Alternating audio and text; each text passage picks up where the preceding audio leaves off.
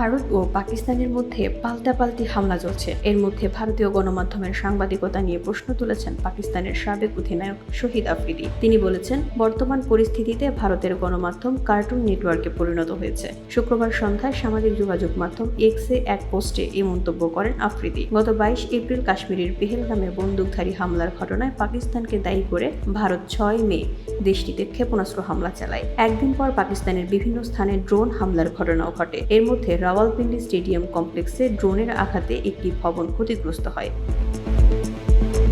এদিনই রাওয়ালপিন্ডি স্টেডিয়ামে পিএসএল এ পেশোয়ার করাচি ম্যাচ হওয়ার কথা ছিল। রাওয়ালপিন্ডিতে 7 মে পিএসএল এর ম্যাচে মুখোমুখি হওয়ার কথা ছিল পেশোয়ার জালমি এবং করাচি কিংসের। তবে রাওয়ালপিন্ডির সেই স্টেডিয়ামে ম্যাচ শুরু হওয়ার 6 ঘন্টা আগে ড্রোন হামলা হওয়ায় খেলা বাতিল করতে হয় পিসিবিকে। একদিন পর এবার এই ঘটনার তীব্র নিন্দা জানিয়েছেন পাকিস্তানের কিংবদন্তি ক্রিকেটার শহীদ আফ্রিদি। এক পোস্টে 9 মে আফ্রিদি লিখেছেন, খেলাধুলা বর্ডার, ধর্ম এবং রাজনৈতিক মতাদর্শের মানুষকে একত্রিত করে। আজ সেই খেলাই আক্রমণের সম্মুখীন। পিএসএল দুবাইয়ে নিয়ে যাওয়া হয়েছে, স্থগিত করা হয়েছে এবং ভারতীয় ড্রোন রাওয়ালপিন্ডি স্টেডিয়ামের বাইরে আঘাত করছে। ক্রিকেট একসময় আমাদের একত্রিত করেছে, এখন আমাদের ক্রসফায়ারে বিদ্ধ করছে। বসুন্ধরা, উত্তরা, বনশ্রী, কুড়িল ও বাড্ডা সহ রাজধানীর বিভিন্ন স্থানে অভিজাত ও অত্যাধুনিক মানের ফ্ল্যাট কেনার এক নির্ভরযোগ্য প্রতিষ্ঠান প্লেজেন্ট প্রপার্টিজ লিমিটেড। তাই আপনার স্বপ্নের আবাসনের জন্য আজই যোগাযোগ করুন।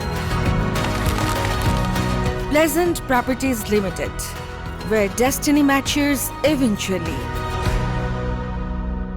ভারতীয় গণমাধ্যমেরও তীব্র সমালোচনা করেছেন এই সাবেক ক্রিকেটার। ভারতীয় গণমাধ্যম সত্য এবং বস্তুনিষ্ঠ সংবাদ পরিবেশনের বদলে প্যারোডিতে রূপ নিয়েছে। তাদের নিউজরুম কার্টুন নেটওয়ার্কে পরিণত হয়েছে। এই ক্রিকেটার আরও বলেন, আবারও স্ট্যাম্প উত্থিত হোক, শুধু খেলার জন্য নয় বরং শান্তির জন্যও। গত 22 এপ্রিল ভারত নিয়ন্ত্রিত কাশ্মীরের পেহেলগামে সন্ত্রাসী হামলায় দেশটির 26 নাগরিক নিহত হয়। এই ঘটনায় পাকিস্তানের প্রত্যক্ষ সংযোগ আছে অভিযোগ করে গত পরশু পাকিস্তানের আজাদ কাশ্মীর অঞ্চলে ক্ষেপণাস্ত্র হামলা চালায় ভারত। আর এই হামলাতেই পরিস্থিতি উত্তপ্ত হয় আরও। দুই দেশের হামলা পাল্টা হামলা এখনো অব্যাহত রয়েছে। স্টেডিয়াম এলাকায় ড্রোন হামলার পর পাকিস্তান ক্রিকেট বোর্ড ম্যাচ স্থগিতের সিদ্ধান্ত নেয়।